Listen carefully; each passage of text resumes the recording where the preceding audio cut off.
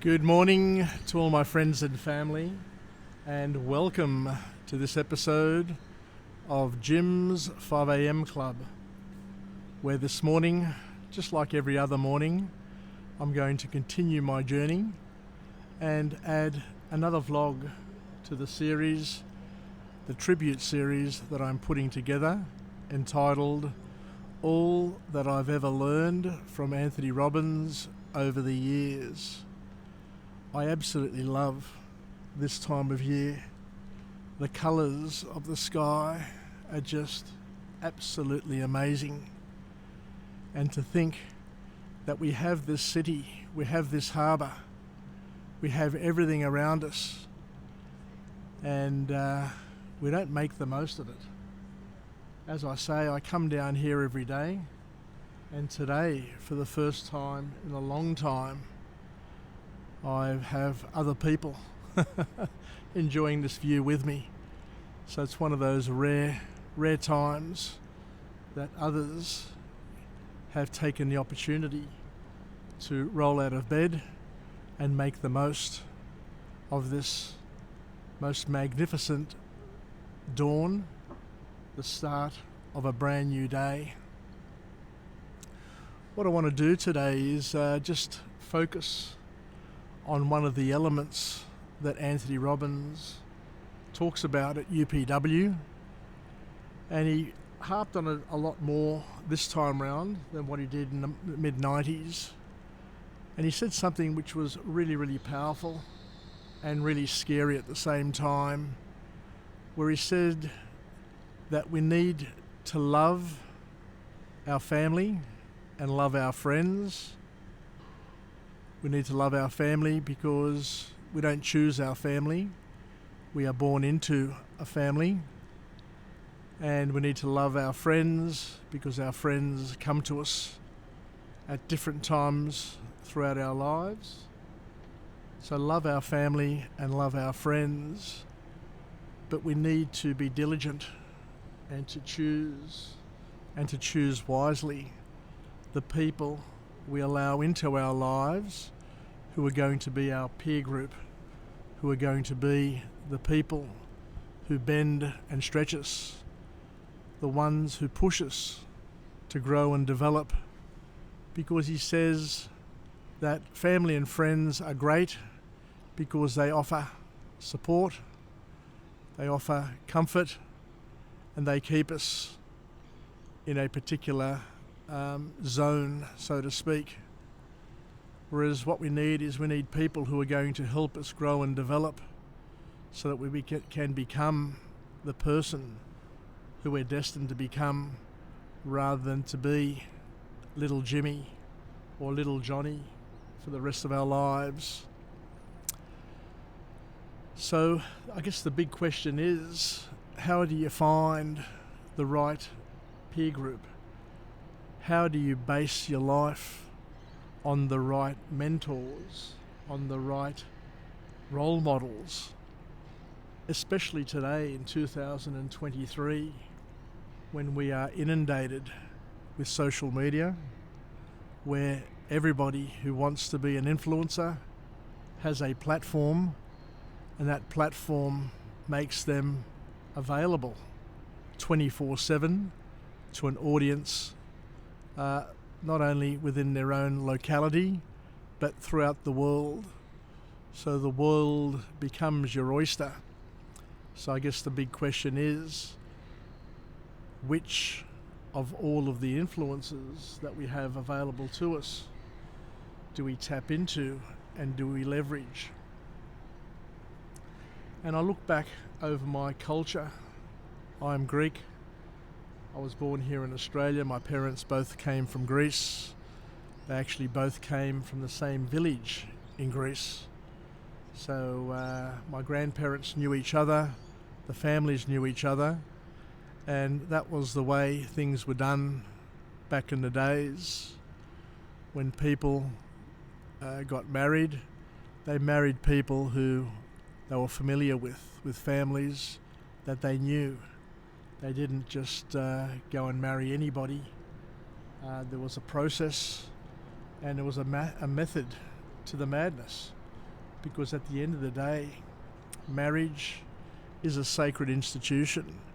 Marriage is something that was once taken a lot more seriously than it was today, and it was a road to your afterlife, to heaven, because as my spiritual father always mentions, he says that getting married, having children, is very salvific, and at the end of the day, the most important lesson for each and every person is to do the things that matter most, to do the things that have eternal value, to do the things that are going to help guide you and get you and your partner and your children and your family to heaven, because that is our primary goal as Christians.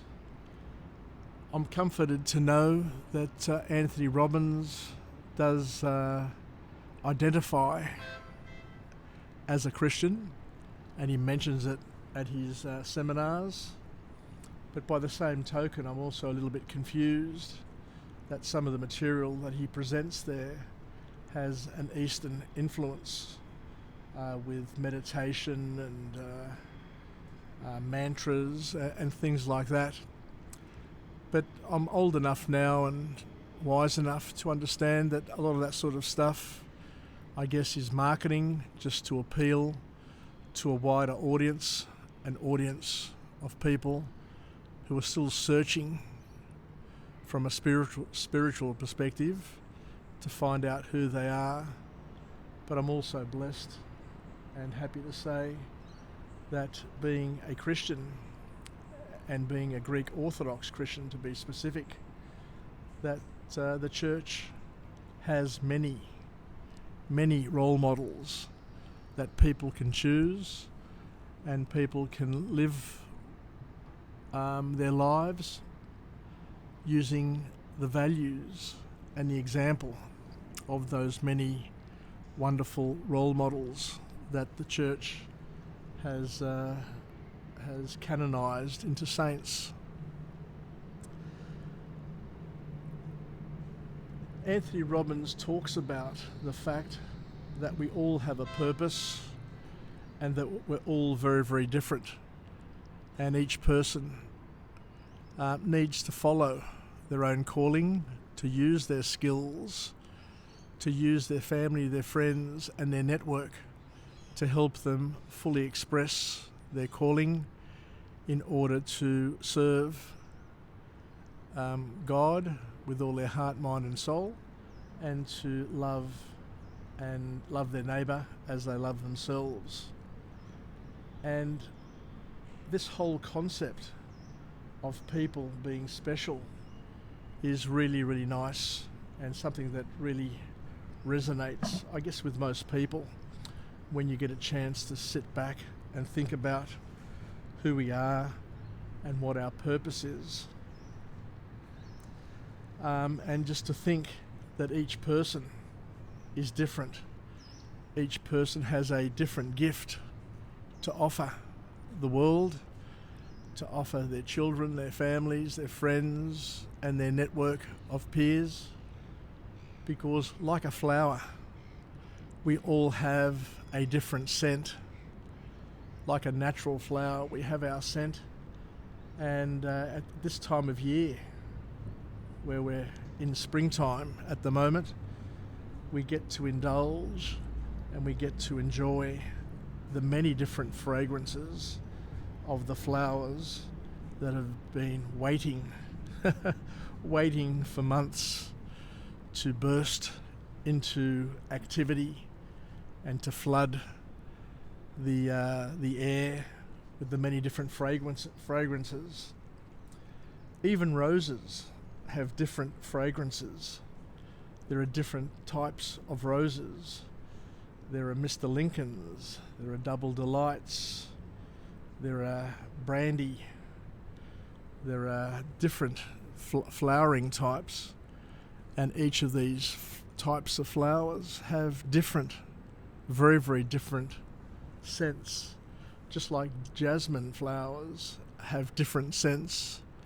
And just recently I've been walking about and marveling at the beautiful jacaranda trees, and it's only when you approach and walk under that purple blue umbrella of wonder that you realise that the jacaranda trees too have a beautiful, most beautiful scent, which is arresting and just so wonderful.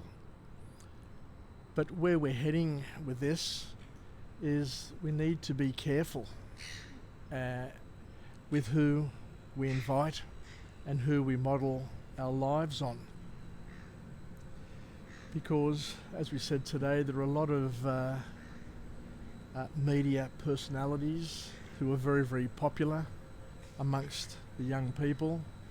I even have my young granddaughter who's 6, but ever since she was 5, she's been on the notepad and just following YouTube sort of channels, and it's amazing how quickly they can pick up on the language, pick up on the tempo, pick up on the thought processes, and you just wonder, how easy it is to influence a young person and to basically set their path in life. And that's why it's important to have a balanced sort of view and a balance in terms of role models, but to be discerning and selective, because at the end of the day, the role models that we have in our lives need to align to our value set, need to align to the things that we value most. And I remember years ago, my late mother, when she was alive and well, would always say to me, "Son, we brought you into this world and we have passed on to you the gift of our traditions, the gift of our culture, the gift of our religion.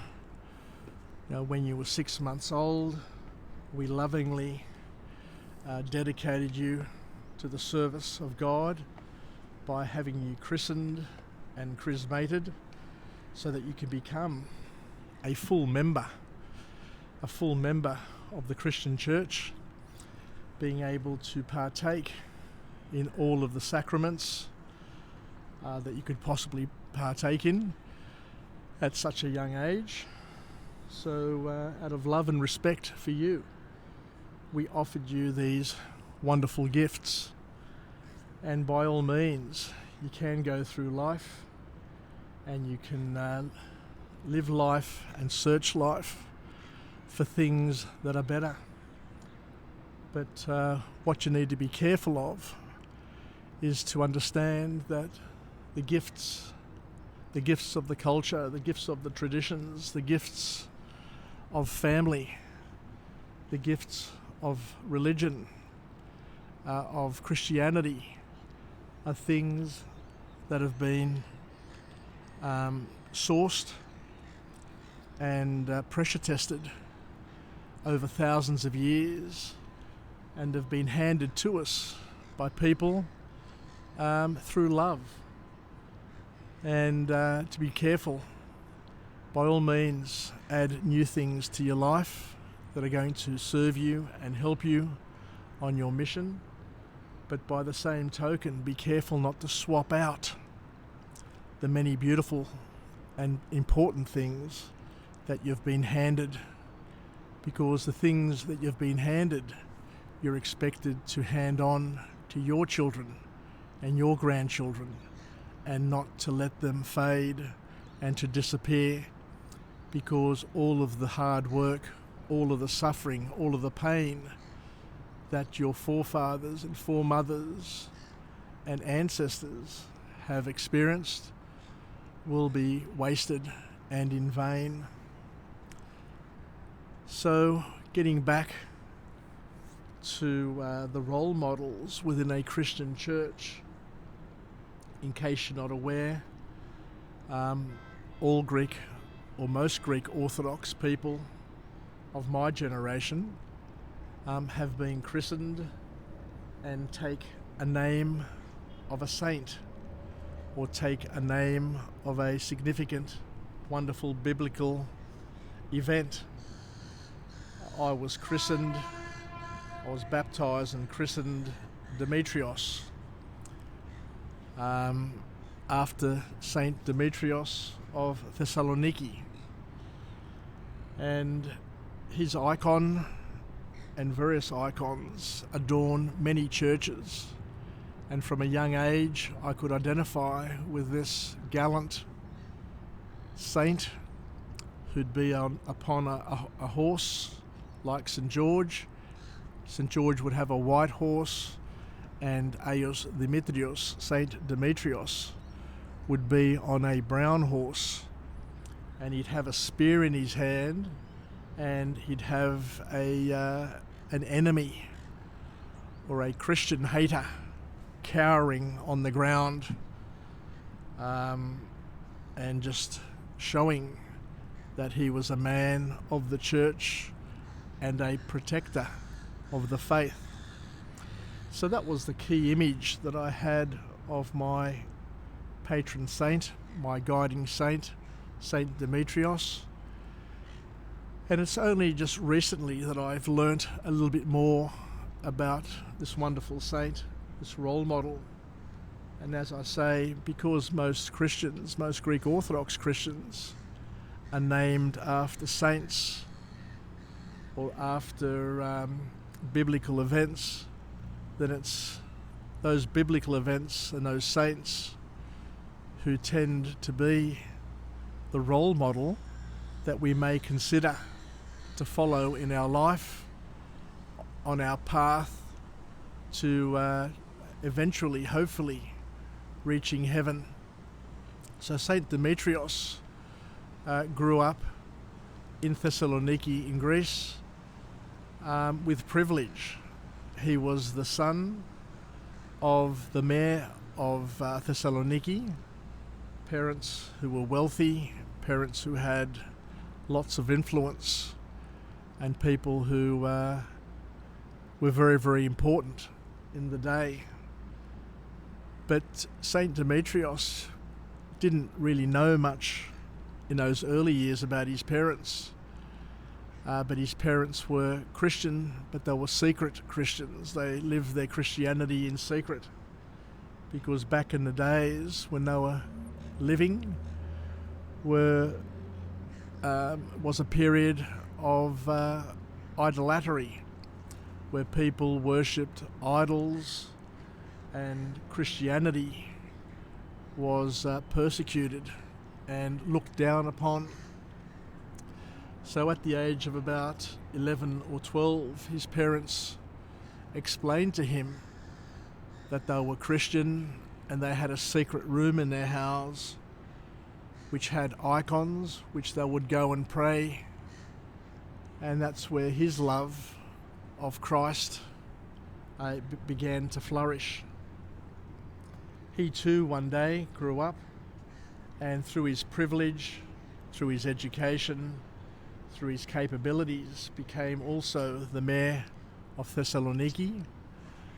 And with his love of God, with his love of Christ, he made some changes where he started to limit the ability for people to worship at temples which were not Christian, of course, and started to help Christians, which of course went against the flavour, went against the apple cart of the empire back then, and brought the ire of the emperor. Anyway, to cut a long story short, he was killed for his faith. But like many Christians of that time, he had an opportunity to live, and the emperor told him that all you have to do is just to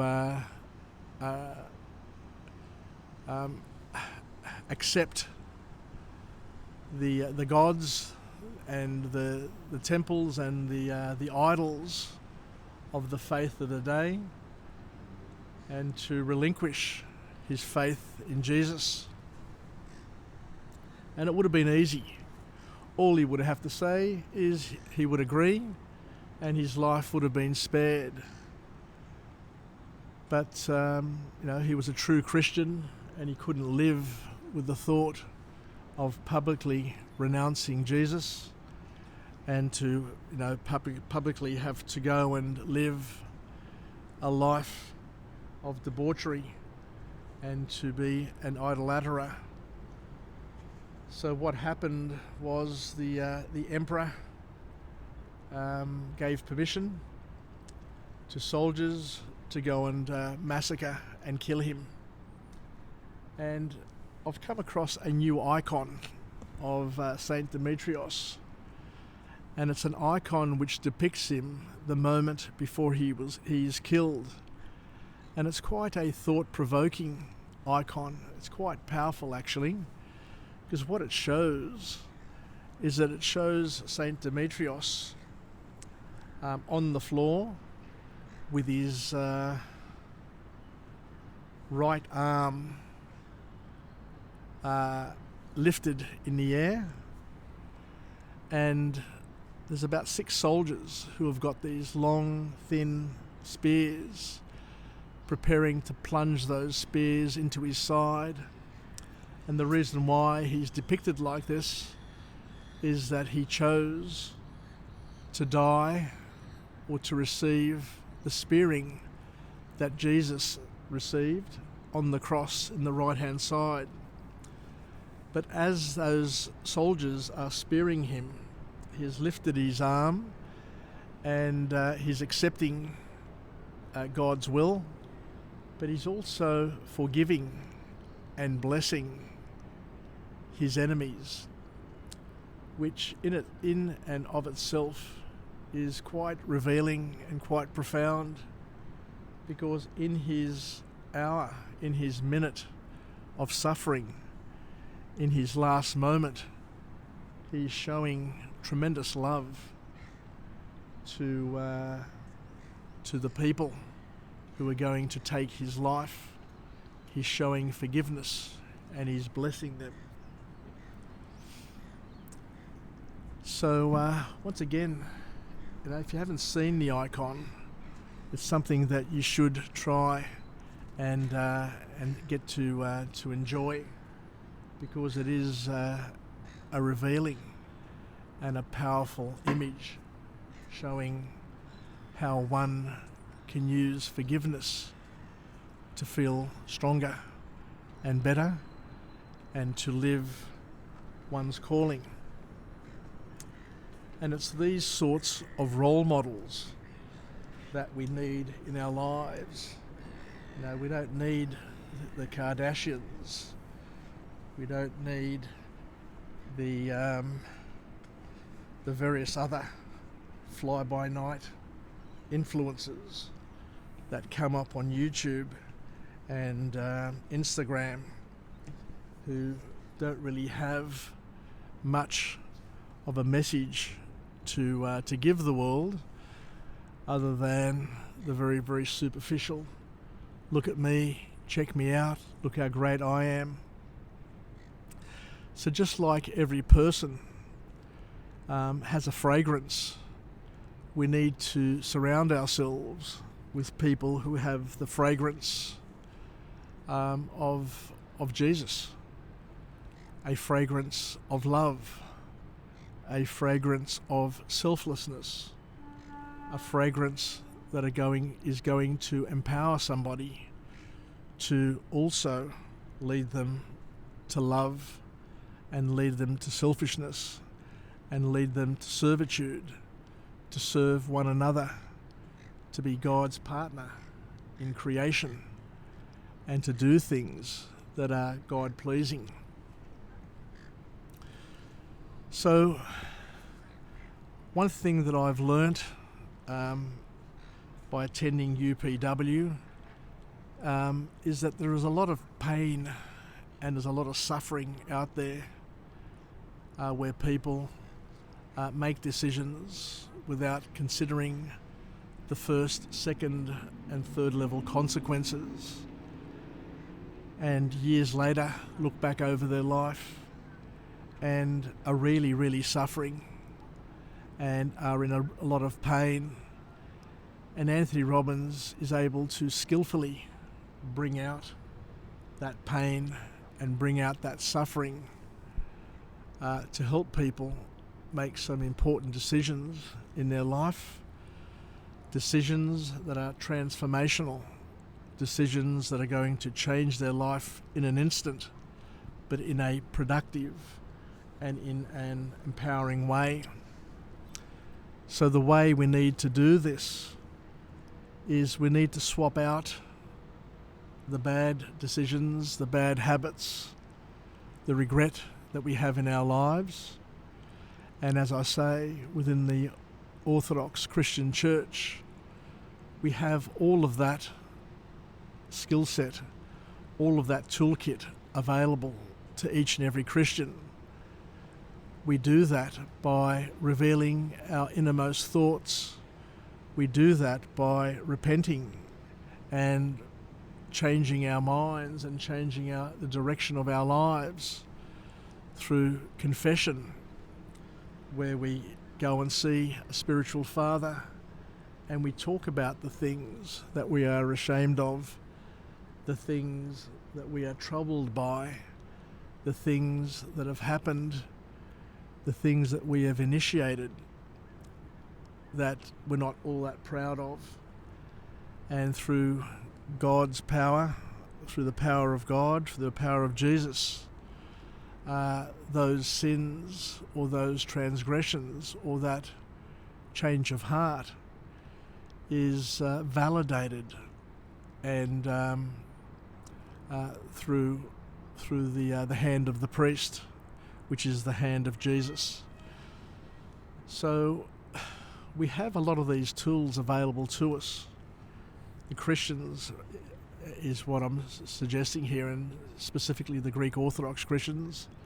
I can't talk about other denominations, but within the framework of UPW and all the things that we are taught in terms of priming, in terms of forgiveness, in terms of living in a beautiful state, all of those things are a natural element of the Christian church.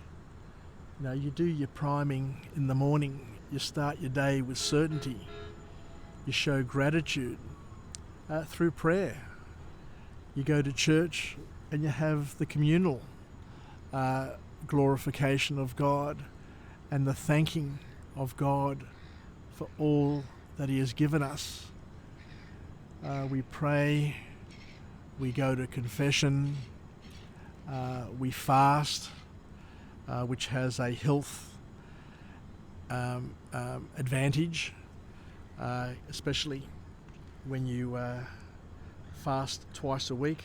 Greek Orthodox Christians, in case you're not aware, fast on Wednesdays and Fridays every week, where they don't have meat, they don't have dairy, they don't have oil, and they have very, very small, meagre meals just for to be able to get through the day. And you just drink water, and you may have one very small meal of unprocessed food, so nothing that is processed. You may have some nuts, some fruits, some vegetables, some bread, and you keep it really, really simple. And there are also 4 major fasting periods throughout the year as well. Now you've got 50 odd days at Easter leading to Holy Week. You've got 40 days before Christmas. You've got 15 days in August for the Transfiguration and the Dormition of the Virgin Mary. And you've also got an Apostles' Fast in November. So half of the year, half of the calendar year is spent in a fasting state where you're very prayerful, you're very careful and diligent with what you eat, when you eat, and how much you eat. And all of these things are part of a holistic program. Just like Anthony Robbins' UPW is holistic and it incorporates a number of elements.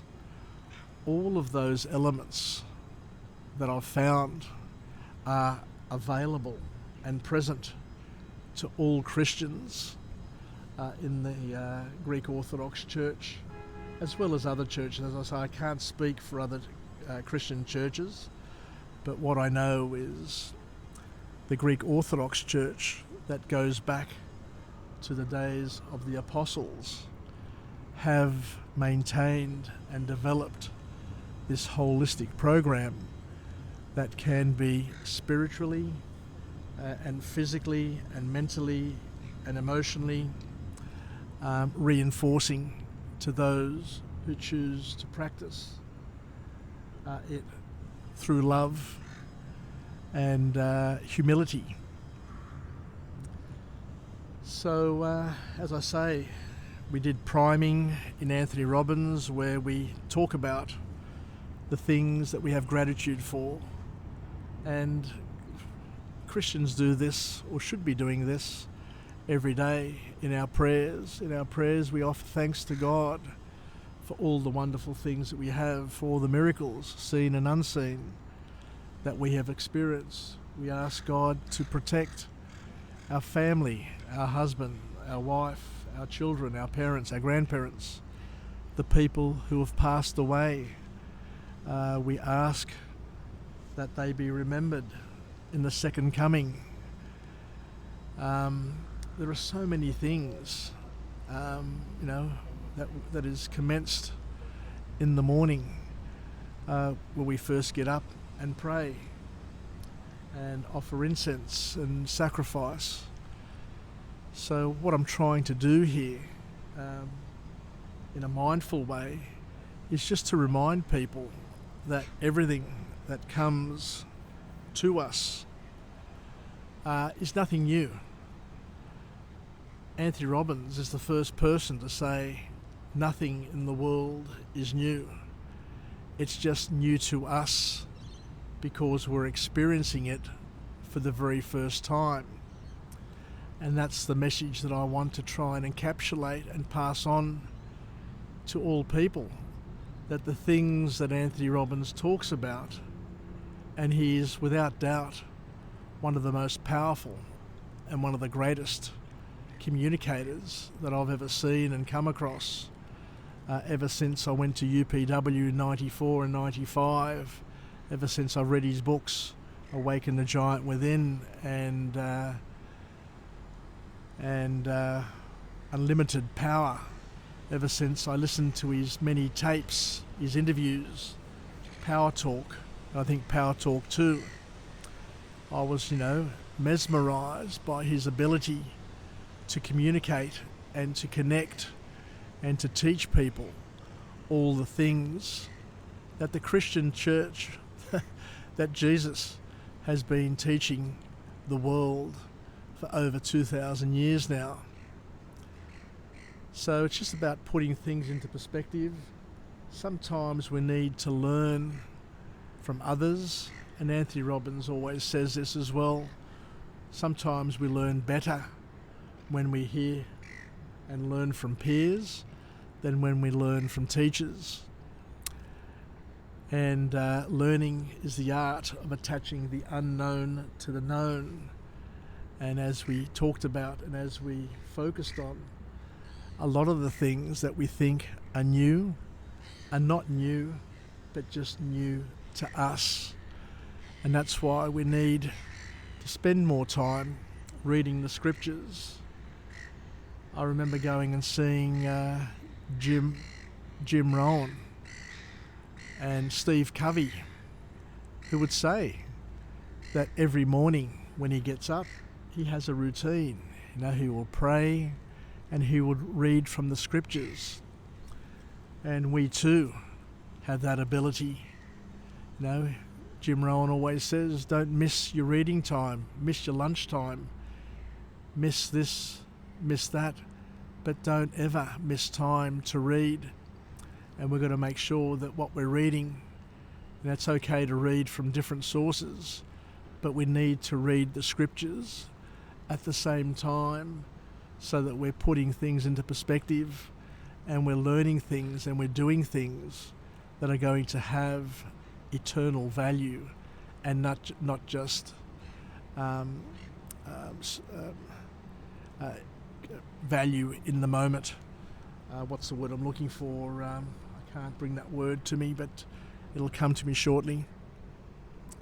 Anyway, I think I'll leave it there. But then again, thank you very much for joining me on this episode of Jim's 5am Club, where I deliver yet another tribute video to the big man Anthony Robbins, where we take his material, the material that has been sourced through UPW, the material that has been sourced through his wonderful books, the material that has been sourced through his tapes, and we put them into perspective and we bring in other examples, life examples, because each person has many examples of how these things work, and it's all about sharing, living, learning and passing it on, and sharing our experiences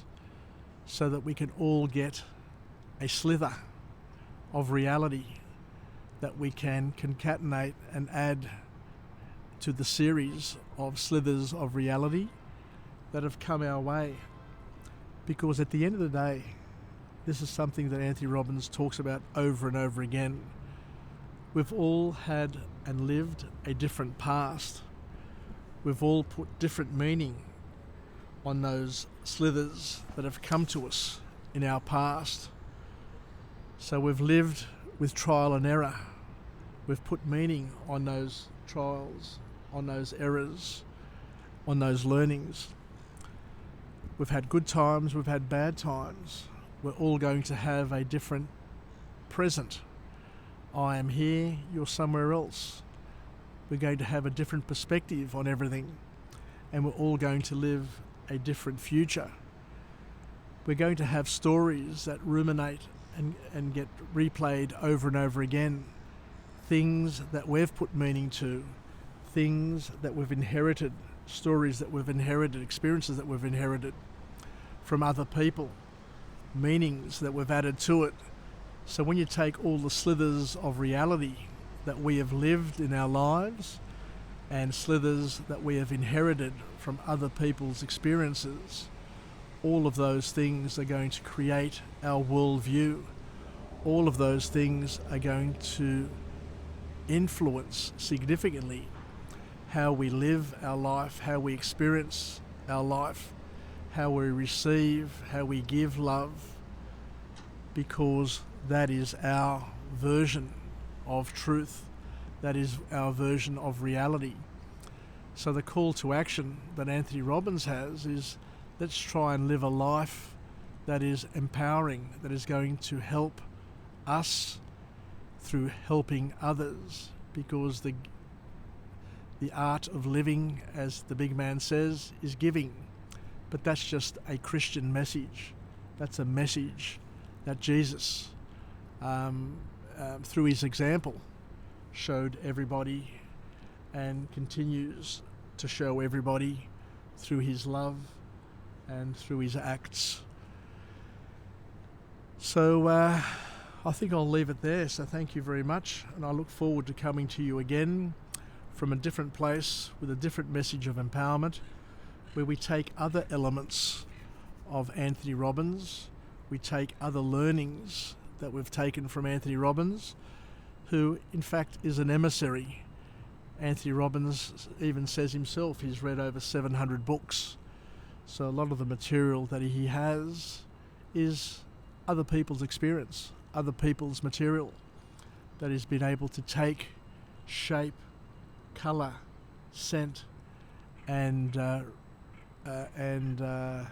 contemporize to make it relevant for us to reframe and to model and to use in our lives, so that we can have a better life ourselves through serving others and being better versions of ourselves. Because at the end of the day, the meaning of life is to grow and develop, to become a partner in God's creation. Because all of these things that He has created, all of these things that He's made available to us, is for our benefit. You know? And we live life, and life is here for us. You know, you get a lifetime, you get an opportunity to live, you get this moment to live, to make something of it, not just to be a spectator, but to be a participant in everything that life has to offer you, and to source meaning, to source empowering meaning, and to use it to help yourself to become bigger and better, so that you can help others. The reason why we become wealthy, the reason why we become educated, the reason why we become networked and connected to other people, is to use it to help others. And through helping others, it will also help us as well. So take care, wishing you all the best, and bye for now.